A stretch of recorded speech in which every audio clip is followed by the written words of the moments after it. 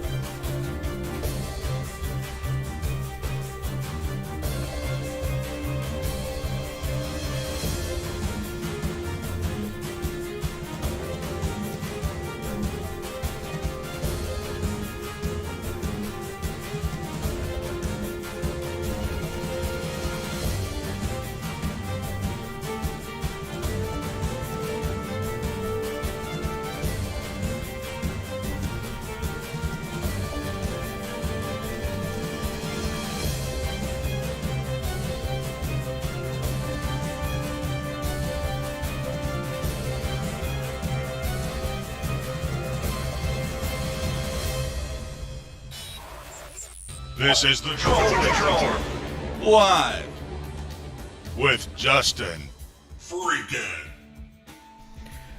Breed Creed asks an incredibly profound question. What the hell do I want? And let me tell you what the hell I want. I want justice for Breonna Taylor. Now, we've been covering this case pretty heavily. I wanted to speak about a couple of things over the last few nights, but we've had other issues come up. But we've got breaking news. Just now, a judge has ruled in Louisville, Kentucky, that the grand juror who has requested that they be able to speak, and under condition of anonymity, will be allowed to speak, despite requests from Attorney General James Cameron. So that order is just coming down a few minutes ago. On Friday, did I say James Cameron? Attorney General Daniel Cameron asked that the evidence from the grand jury remain sealed. And then he filed a motion asking for a stay should the judge rule this way, as she did today. Asked for a stay in case she ruled that way so he could appeal to a higher court. Now, does that sound like a man who wants open transparency and justice? It certainly doesn't. Now, what was interesting about the order that I just read here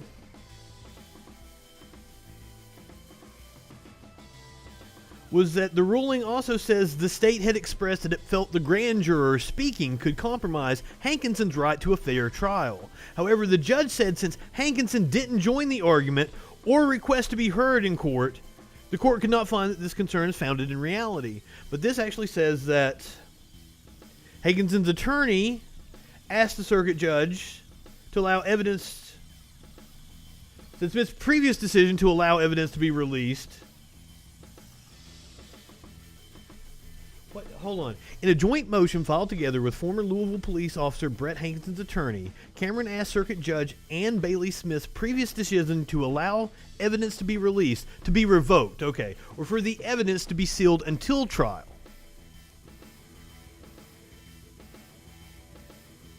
The judge had ordered the names to be redacted in order to protect that evidence.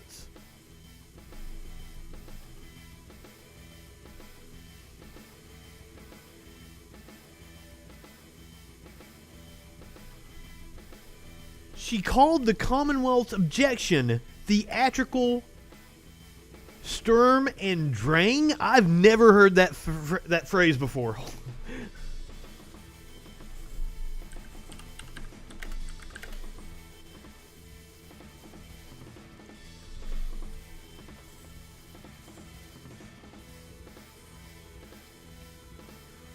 Sturm and Drang, und Drang, was a proto-romantic movement in German literature and music that occurred between...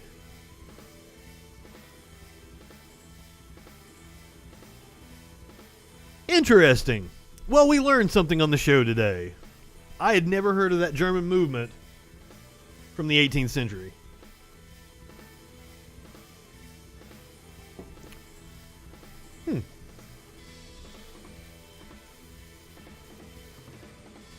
Literally called the Commonwealth's objection. I don't think...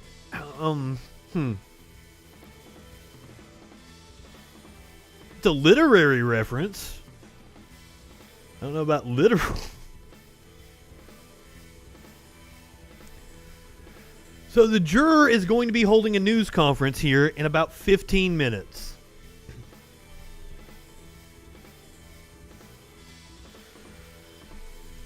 Apparently the juror will not be speaking, but we're going to hear from his lawyer.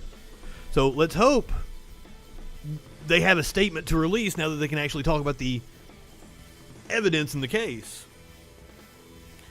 And we'll get some new information here in about a quarter of an hour. Until then, there's a couple things I wanted to talk about. New footage of the incident has come out. I'm not sure that I've actually had the chance to watch it yet, so we're probably watching it together for the first time here.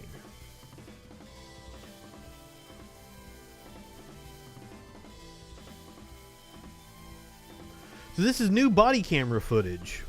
I assume it's from the cops that arrived on the scene. Now, according to the Vice News report, one of the cops that actually did conduct the raid did appear to have a body camera on before the raid started when they were taking pictures. But it appears that the Attorney General's office says that they didn't actually have a camera on. We'll see.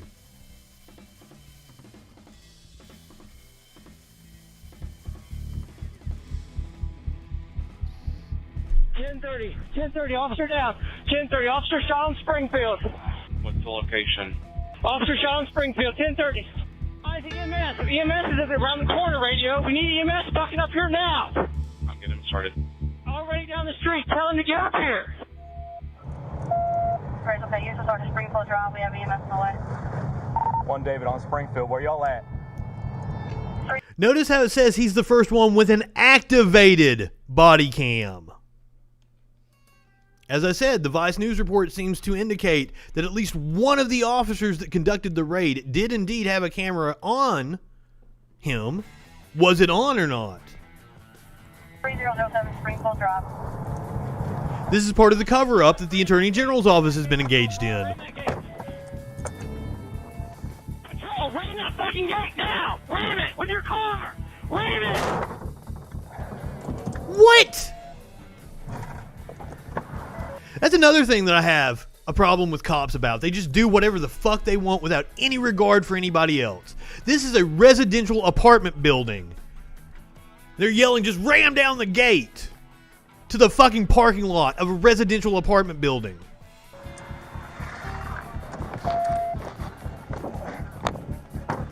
Here, quick quick. And this concern isn't because they shot an innocent person and want to make sure they get her help. No. This concern is because a motherfucker had a flesh wound on his leg. Here. We're gonna take Here. Cut it with my knife. You okay, John? John, you okay? Look how concerned they are while an innocent person lay dying in the apartment because of their actions. Officers encountered rifle fire. Officer down. Bring long guns. Subject is still inside, radio, barricaded with a long rifle. Looks like an AR. Subject still inside here. This subject, barricaded with a long rifle, looks like an AR. It's completely fabricated. Kenneth Walker had a legally owned firearm that he fired one shot at what he thought was an intruder. These motherfuckers are claiming a dude is barricaded in with an AR. And that's another thing. When we went through the grand jury testimony, the cops multiple times said 8, 10 shots, 15 shots at us. One shot. That was all. These motherfuckers don't have very good judgment. Barricaded with an AR. Be advised. He is still inside. We've got cover on the door. We don't know if there's a back door to this place. Looks like an upstairs apartment. Now remember, this SWAT team that arrived on the scene called what the team that conducted the raid did an egregious act. They had serious misgivings about what the cops that were on the scene before them did. Upstairs apartment. Text your family. Hey, upstairs apartment. You want me getting the turret? Cover high? Yes. What'd you say, Sarge? Text your family. And upstairs I think it's the upstairs apartment. Then I'll pull up and we get you my room. And one of this might Okay. Person apartment number 4. Building 303. Apartment number 4. Please come out with your hands up. You have to tap louder. I cannot hear you. Keep your fucking hands up. Coming out. Step to your right. 2 steps. To your right. 2 steps. Now step down on the step and keep staying. Now, at some point in time during this interaction, he is going to state that Breonna was the one that shot the handgun. That's not true. A lot of right-wingers point to this and say, well, he lied to the cops. Well, I don't know. There's going to be a dog that's going to be barking at him. They're going to be ordering him to get down on the ground. Multiple cops have guns pointed at his head. I wouldn't trust what somebody said in that moment and use that as evidence against them. Keep walking backwards. Step down, and I want you to walk between these cars. After the Rodney King beating, son, do you know anything about American history? Holy fucking shit. Do you think racial strife started with Rodney King? Goddamn, get out of here with that stupid shit. Walk straight down the steps or backwards. Keep walking backwards. One more step, sir. The media isn't highlighting a pre-election distraction. 2 vehicles. I am highlighting government corruption in police departments. Yeah. Keep walking. Do not do anything else. Do not reach down. We'll get him right here. 20, right here. Keep coming back, sir. Keep coming back, sir. And I want you to take notice of the fact that they're going to tell him that he's going to spend the rest of his life in jail. These motherfuckers that are supposed to be conducting an investigation, they're supposed to be protecting and serving, are telling an innocent person that they just terrorized that he's going to be spending the rest of his life in jail because of their actions. And if they had their way, and if the media didn't have attention on this, he probably would have. Because cops can get away with anything. That's how they imprisoned him for 2 fucking months. Because it wasn't until the George Floyd protests that this really came to light and people started paying attention to this story. That man right there spent 2 months of his life unjustly in jail. Keep walking backward. You're scared. Right. Walk straight back or I'll send this dog on you. Walk back to my boys. Walk back or I'll send this dog. Walk back to me. Keep on walking. Walk down. Walk. No American citizen should ever face this, and that's what our Constitution is about. What did I do? What did I do? Who else is in the apartment? Nobody, my girlfriend's dead. Tell them we have 11015. What? How's your girlfriend? I don't know. Inside? Somebody, I was banging at the door and she said, who is it? And the other started shooting. No, we down 3 times, 3 searches. This pocket's clear. There's somebody in there dead? Yeah, my girlfriend. Somebody in there dead. You just shot the motherfucking place up. What do you expect? Holy shit. The pictures are insane of what they did to the front of that apartment. That was my house. Who was shooting it up? We have to go in if there's somebody. What is this about? I'm with you if you want to go. We're both just regular worker people. Where is she at in the apartment? She's on the ground. Where at? In the hallway. Where you shot her, you dumb fuck? It's a regular 9mm. Did she shoot or you shoot it? It was her. You're scared. So that's where he says it was her. We didn't even know who it was. We didn't know who it was. I'd say some crazy ass shit too if I had a dog barking at me and all kinds of guns pointed at my head. We was in the bed. We didn't know who it was. The gun's legal, like, and everything. We don't even know who it was. I don't know who it is. We asked 10 times. We don't know whose it is. Door. Here.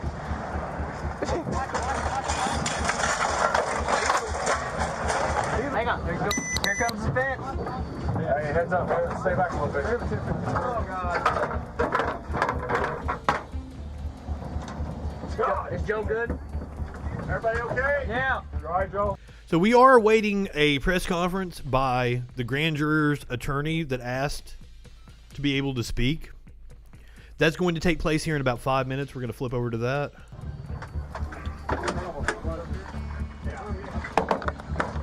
Watch out. Watch the door. Watch the door. Door, front door. Hey, I'm throwing it to the front door. Hey, you're gonna have to actually, you're not gonna get over that lip. We're gonna have to go up there. All right, that's fine. Give him one.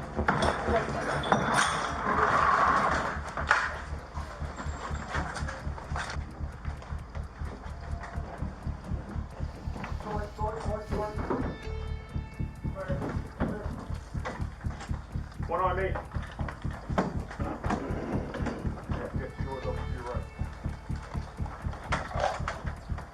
Now they're right in front of her. She's in that hallway. Hey, Hogan. Cover her. Cover her. Hold on, Sarge. Give me another body. I'm here. Hold on. We're going to stay here, Zoo. Go with Sarge and clear that room to the right that he's posted. What on me? I got you. You all underneath the bed? Hold on. I got her. One on me. I'm here. I got him. Fighting this door, too. Hang on. Hey, Mark. And one of the things that the cops have tried to do Baker, out of that room. is describe this as a trap house. Look, that's a nice fucking apartment building. They described it multiple times as trap house. Fuck. Mainly because when she was on a phone call with her ex-boyfriend, I think it was, in the jail, she said back at the trap. Because it's just like a fucking nomenclature. It's slang, goddammit. Room. I'm good right now. I'm good. Cover from the other side. We got a bathroom that sucks back. Hold on, Mike. All right. Closet immediately left. You got 2 closets that folding doors. All right. To your left and an open bathroom. Looks to be mostly clear. I'm up. You know, if you're going to say something racist, you should at least know what lean is. But hey. Oh, I can see he's clear. Right-wingers are morons.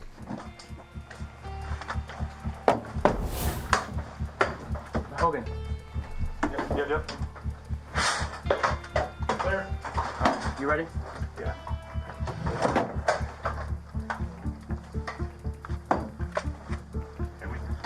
Let's get this bed real quick. Let's get this bed. Let's look on our bed real quick. Hang on, let's check the bed. Yo, hey, have them pop that door. I don't think you know what lean is if you think it's Skittles and tea, dumb fuck. We still gotta check the bed. Check her. We gotta check her. Check her, make sure she's good. Hey, lift the bed up. I'm gonna go this way with my pistol or rifle. Yeah, go ahead and get EMS in here. Clear. Joel. There you go, buddy.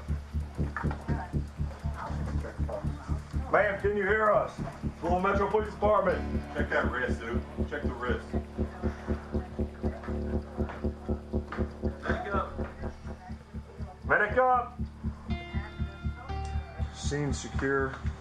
She's 1080. We're leaving a couple people in here to hold the scene. So yeah, this is the video of Hankinson entering the apartment, which we watched the other day. So I think it's casings right there. Sorry. Look right there. You're all casings. They're casings. So. Oh, that's there down. Because this was released during the grand jury dump. That's theirs. No, it's ours. It looks like theirs is in there. But I'd back out until they get PIU in here. So. Yes, lean is not Skittles and tea. Dumb fuck. God, and you're just fucking pulling that out of your ass because you're a racist idiot. And you're wanting to paint an innocent fucking kid that died as something that he wasn't. I'm not here for it. But hey!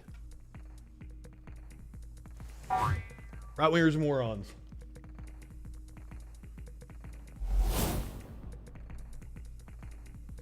So let's go flip back over to, I think we were on WKYT. WLKY.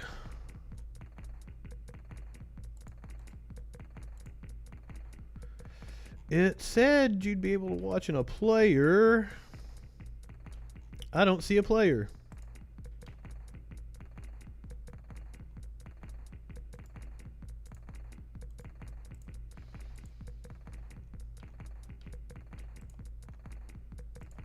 Senator Jones said he'll try to stop President Trump's Supreme Court. Well, yeah.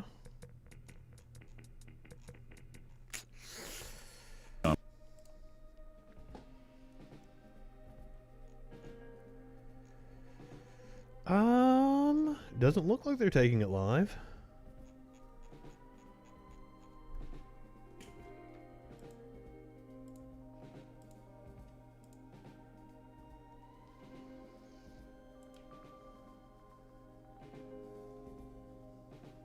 Attacked first. You know what I would do if somebody's stalking me? Who, by the way, was told by 911 not to approach him? Yeah, I'd beat the fuck out of him, too. It's called your right as an American citizen to beat someone's ass. And you're gonna defend George Zimmerman? How many times has he been arrested since then? Fucking right-wingers are goddamn morons.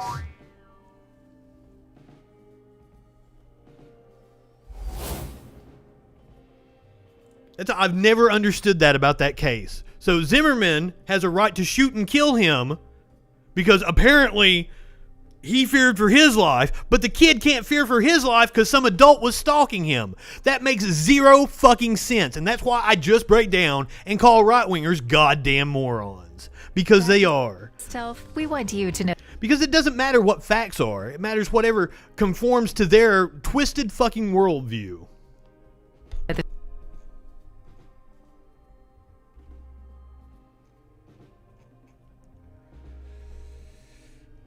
I'd really like to watch this press conference live.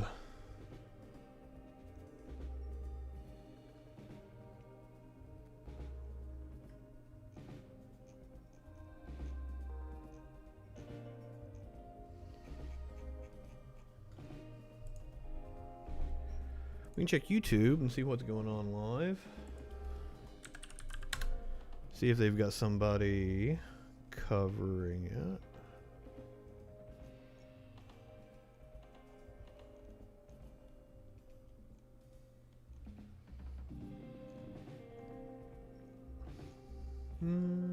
It's probably going to be WLKY or WKYT.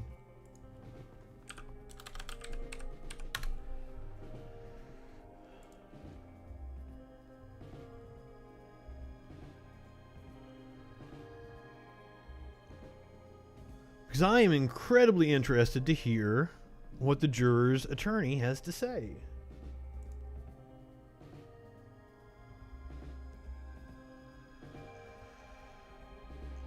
So, WKYT doesn't seem to have a live stream going right now. Let's go.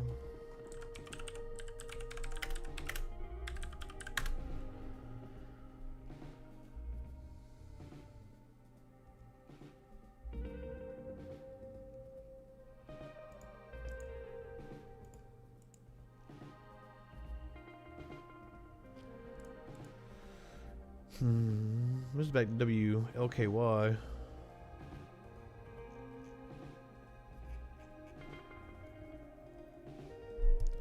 Maybe I misread. I could have sworn it said that they would be taking the news conference live. At Baptist Health, we want you to know the fact. Oh, shut the fuck up.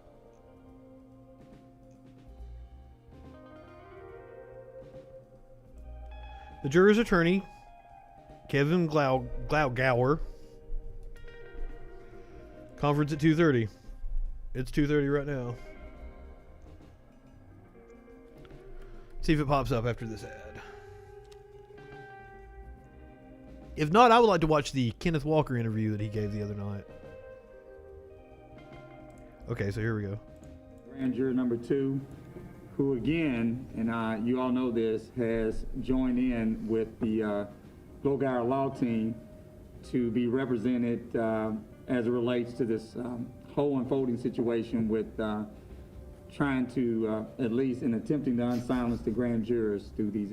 What does constitutional republic have to do with left and right? Goddamn right-wingers are stupid. And I'd like to bring up Attorney Kevin Glaugauer to go over everything that's occurred in the last several hours as it relates to Judge Annie O'Connell's order. Kevin. Thank you, Chris. Good afternoon, everybody. First and foremost, we'll let you all know that our office has already spoken with both anonymous grand juror number 1 and number 2, who are very pleased to report that the judge ruled in favor of disclosure, in favor of truth and transparency, and in the interest of public trust. There is a statement that's been released in writing that you all can refer to, and I will answer any questions related to that.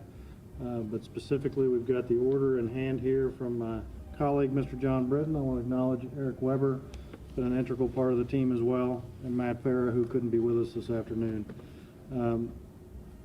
In the court's order,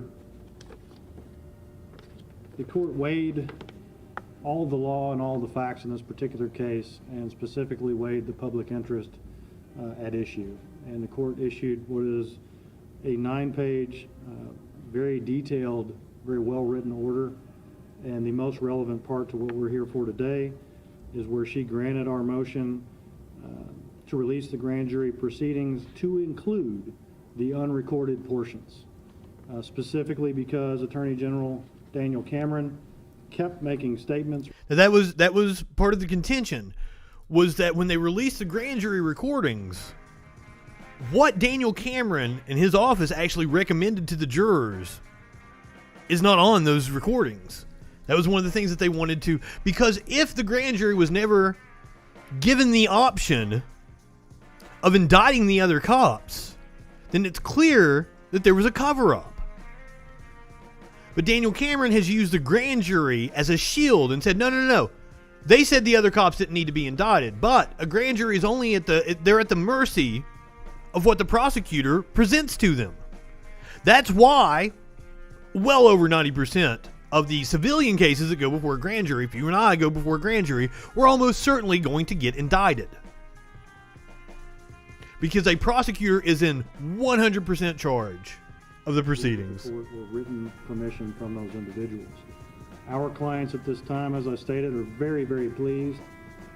We as a legal team are very pleased and very proud of them for their courage and their efforts in stepping forward, and we're very proud to work with Game Changers and Chris in trying to help the community gain some understanding here on what really happened during the grand jury proceedings. But at this time, our clients do wish to remain anonymous. We are still assessing their position moving forward, and obviously we will monitor any steps that are taken or actions by the Attorney General's office. That's pretty much it in sum. If people have some questions, I'm more than happy to answer them to the best of my ability. Yes, sir. A real quick clarification, you said all 12 of them. I was under the impression there was more than 12 people on the grand jury. Is there just 12? There are 12 grand jurors that deliberate. There are often alternates that are there in case someone becomes ill or is otherwise unable to perform that duty during that time period. But I believe this order would pertain to the 12 that actually deliberated on this particular case. Given that there's not a stay, we can talk specifics now. So what specifically, because this is something that we haven't been able to get to, what is your grand jurors concerned about with the presentation of the Breonna Taylor? Here we go. Specifically, the concerns, I think what you're asking is the way that it was portrayed to the public as to who made what decisions and who agreed with what decisions, quite frankly. I think if you look at the Attorney General's statements, they've walked. One of the things that came out was that the grand jurors actually asked for more evidence. They asked for more body camera footage, and they were denied. They were told they couldn't see it. That's one of the things that they're wanting to come forward and show the public. Clients, but only to protect their rights. And when they give me permission to speak for them, I will do that. Also, I don't believe the grand jurors knew that they obtained the warrant illegally, which, fruit of the poison tree. From the moment they obtained a warrant illegally, every other action is illegal.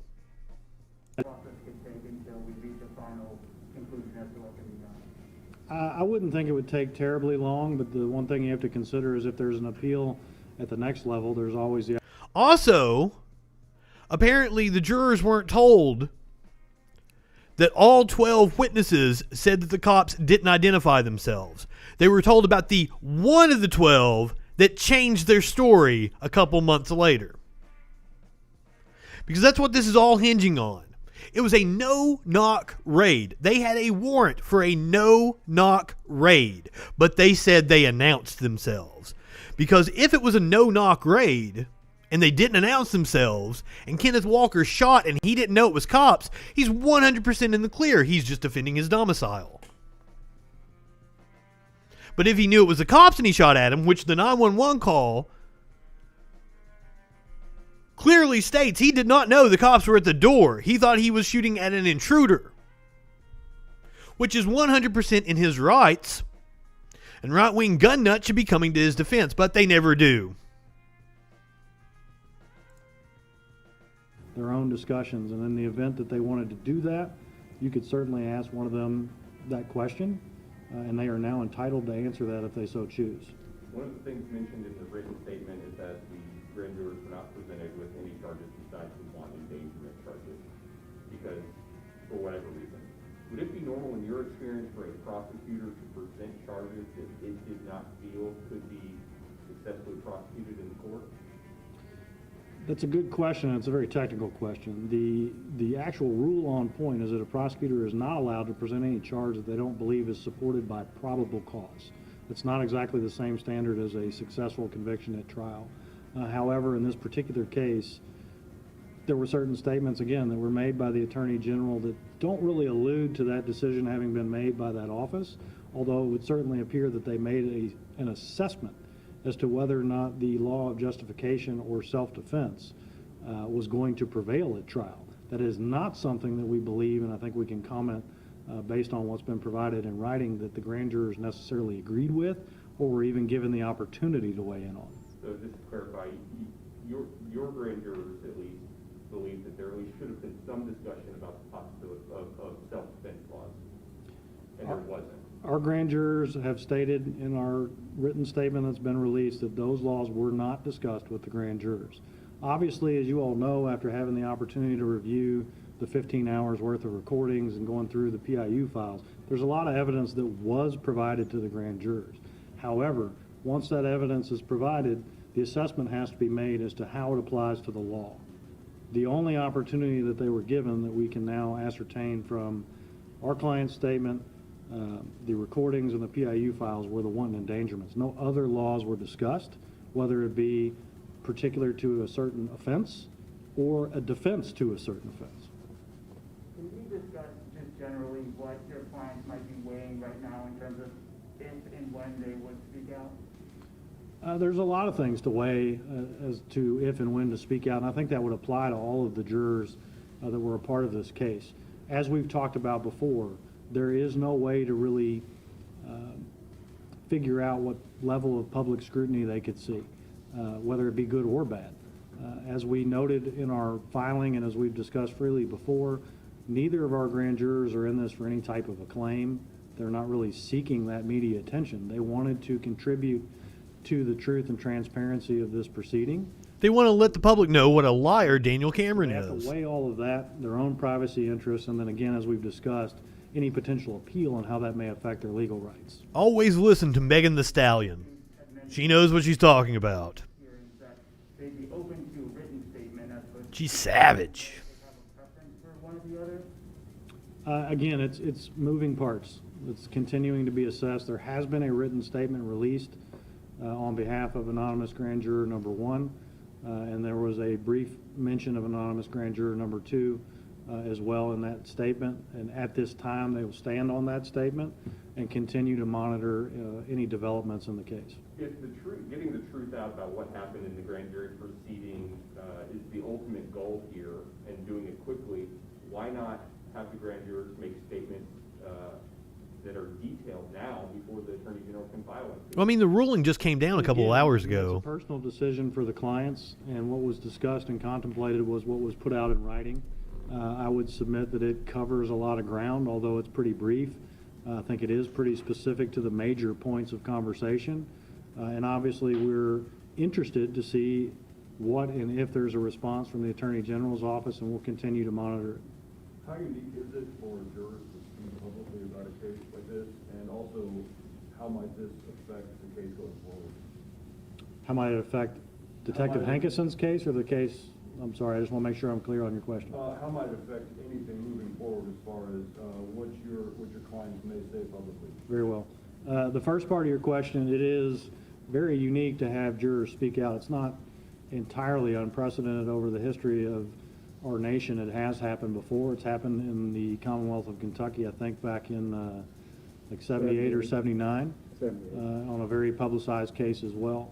But in the modern age, the nearest comparison is in Ferguson, which has been discussed with this case already in Missouri. But as far as what implications it could have moving forward, very few on this particular case, other than some potential regarding anyone who's not been charged with an offense. Theoretically, it could impact that in some way. But as far as the that's what we're wanting. Circuit Court, Commonwealth versus Detective Brett Hankison, that'll move forward unfettered, untethered, with no issues whatsoever based on these statements. The bulk of that has already been put out into the public with the recordings of the grand jury as well as the public integrity file. And it's our understanding, and again, you got to read between some of the lines sometimes from our public officials, but it's our understanding they intend to prosecute that all the way through to its end, and I don't think this will have any direct effect on that whatsoever. You said you had a conversation with Grand Juror 1, both of them? Yes. Can you tell me how they're feeling right now or what their thoughts are? They're pleased with the result. And again, the conversation was short. It was informative in nature and gaining their consent to release the written statement and making sure they were okay with the wording and everything that was being put out.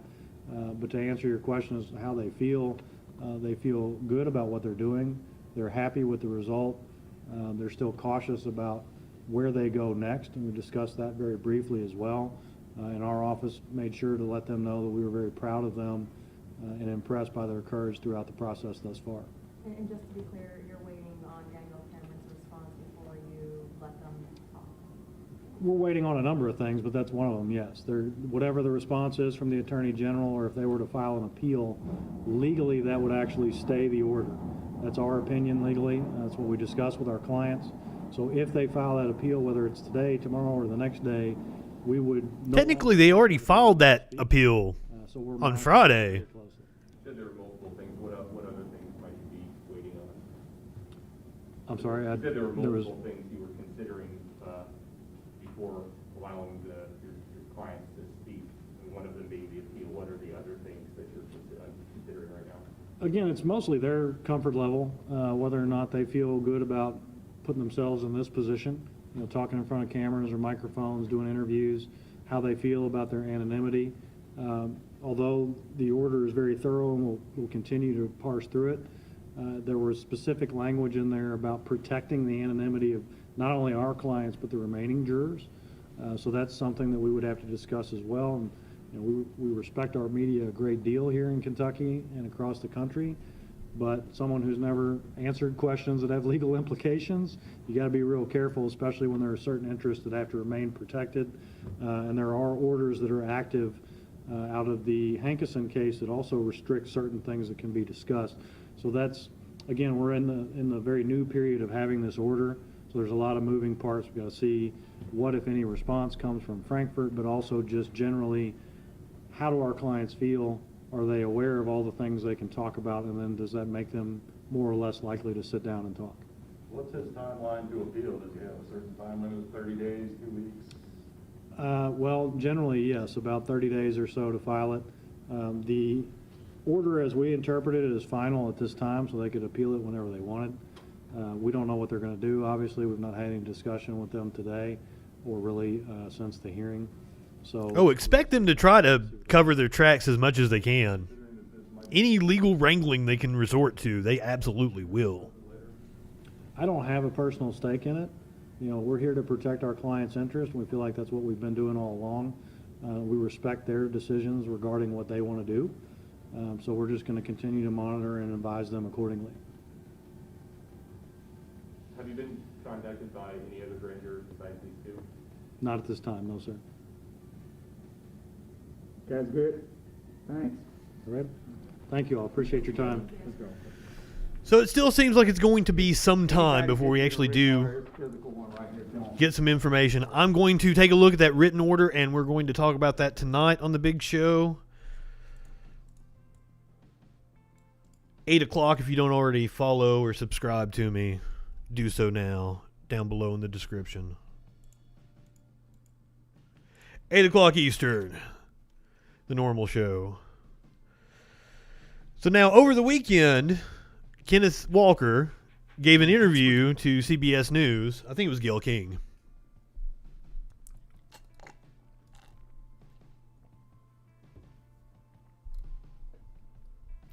Anyone who would vote for Paul Ryan is a fucking idiot. And there hasn't been a Republican that believed in the Constitution since Eisenhower, so get that bullshit out of here. You're welcome to call in and try to argue with me on the show tonight. I'll be happy to explain it to you and present you with all the fucking evidence. Welcome back to CBS This Morning. We have an exclusive interview with Breonna Taylor's boyfriend. His name is Kenneth Walker. Now, he was with Taylor when she was killed by Louisville police officers on March 13th. He told us that they were in bed watching a movie when police raided the apartment as part of a narcotics investigation that was targeting her ex-boyfriend. We should point out that Kenneth Walker and Breonna Taylor do not have a criminal history, and no illegal drugs were found in that home. We went to Louisville over the weekend to talk with Kenneth Walker about that night. To the world, it's just a hashtag, a picture, and all of that. But to me, it was much more. More than a girlfriend, too. I think that's what I want the world to know the most. That was my best friend. The most important person, pretty much, to me on the earth. And they took her. Let's go back to that day. What kind of day was it for you two? It was a normal day. It was a relaxed day. Really just chilling and just being us. You know, we went on a date, went out to eat, went back in the house, playing, watching a movie. Take us to that moment when your life really changed forever. It was a loud bang at the door. Nobody was responding when we were saying, "Who is it?" You all did ask, "Who is it?" Several times, both of us. There was no response. The police say that they said several times, "It's the police." If they knocked on the door and 12 witnesses said they didn't. Dead silent. I know 1,000,000% sure that nobody identified themselves. And 12 people agreed with him. The next thing you hear, the door flies off the hinges. Are you feeling afraid? Definitely afraid. But I don't have much room to be afraid because I got somebody here that I got to take care of. So you hear the heavy knocking, and what do you do? So now at that point, we're getting up to put on clothes, make ourselves decent to answer the door.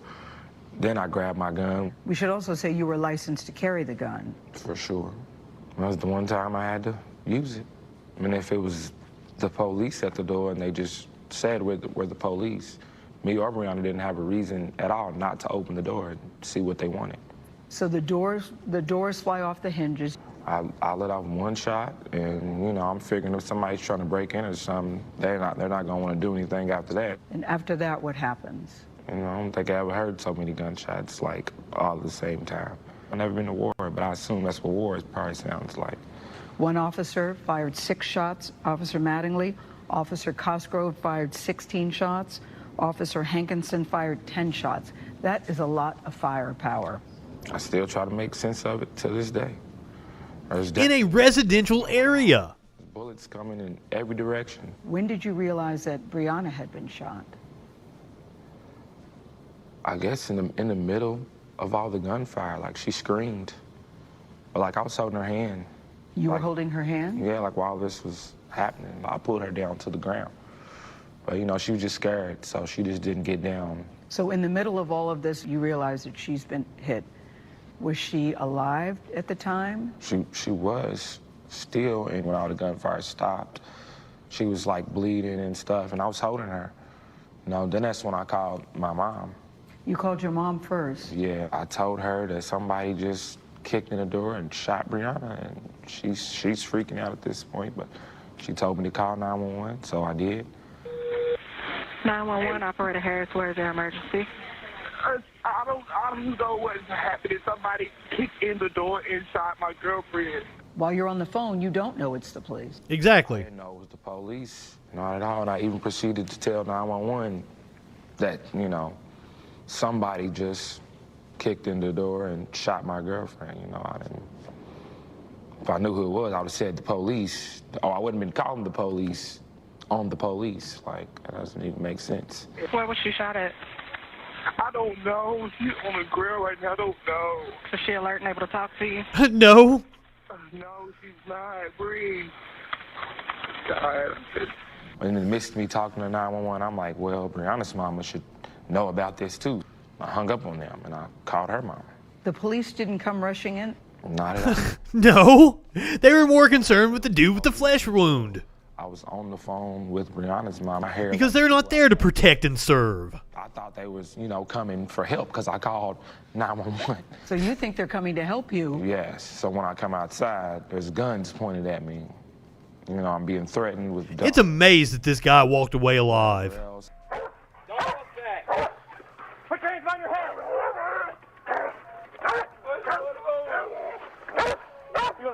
That's what's going on. The officer asked me, was I hit by any bullets? I said no. He said, that's unfortunate.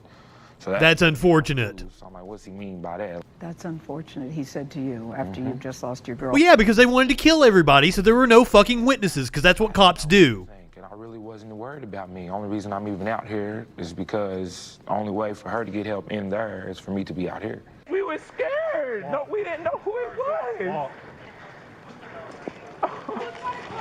We didn't even know who it was. And imagine what's going through his mind. He still has no clue what all this shit is about. Cold, it was wet. I didn't want any socks and shoes on gravel, rocks, and everything, and they were just dragging me like I had scabs and stuff on my feet from that. When they take you to the police station, still no socks and shoes? Still no socks and shoes. When we finally left the scene, we pulled over in like a random parking lot on Manslick, which is the street like at the bottom of the hill down the street from Breonna's apartment.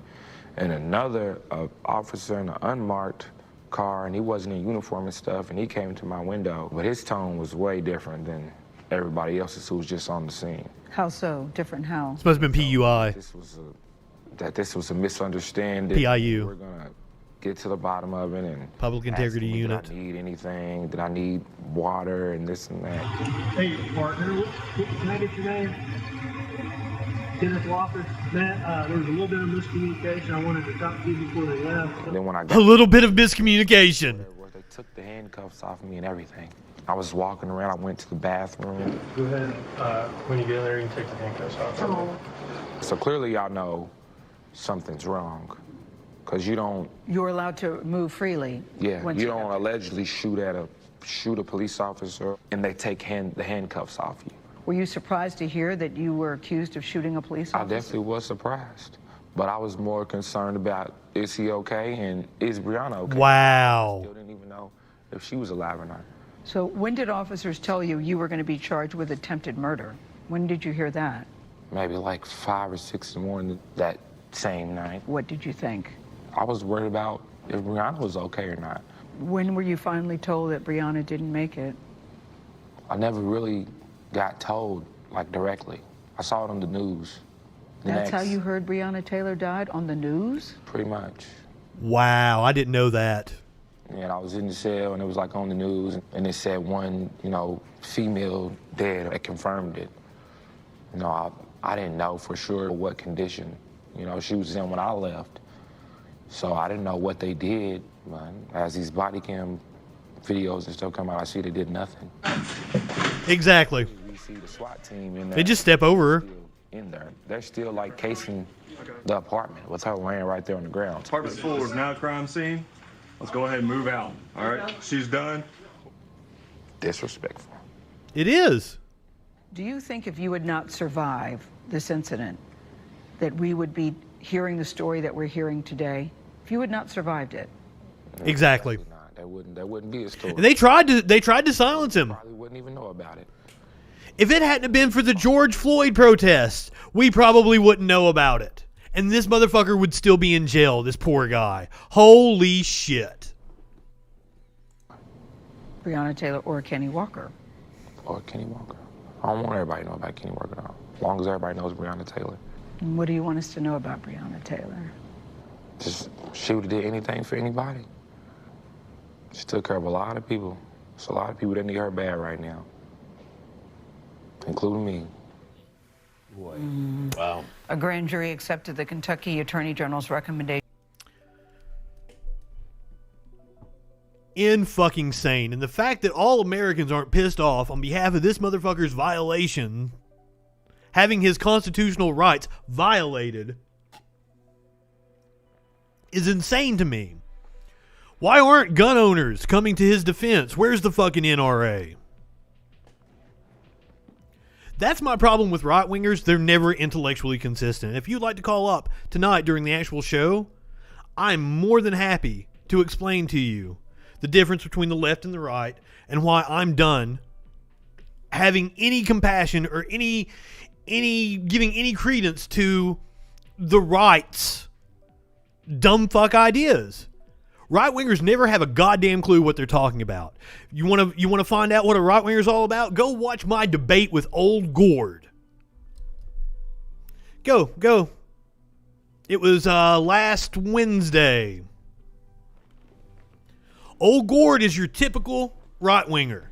Didn't have a goddamn clue what he was talking about. I put up the facts on the screen, confronted him with him, and he's like, that's fake news. That's stupid. Blah, blah. So that's why I am done with right-wingers. I've been called a libtard, a cuck, fucking snowflake, all kinds of names for 6, 7, 8 years now by people that never know their asses from a hole in the ground.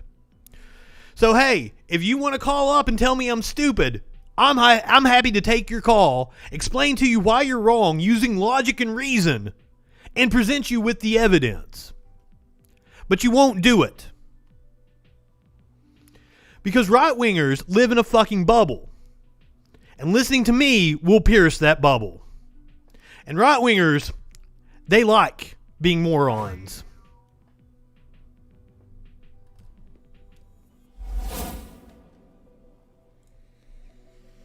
So please, do call up and argue with me tonight, 8 o'clock Eastern.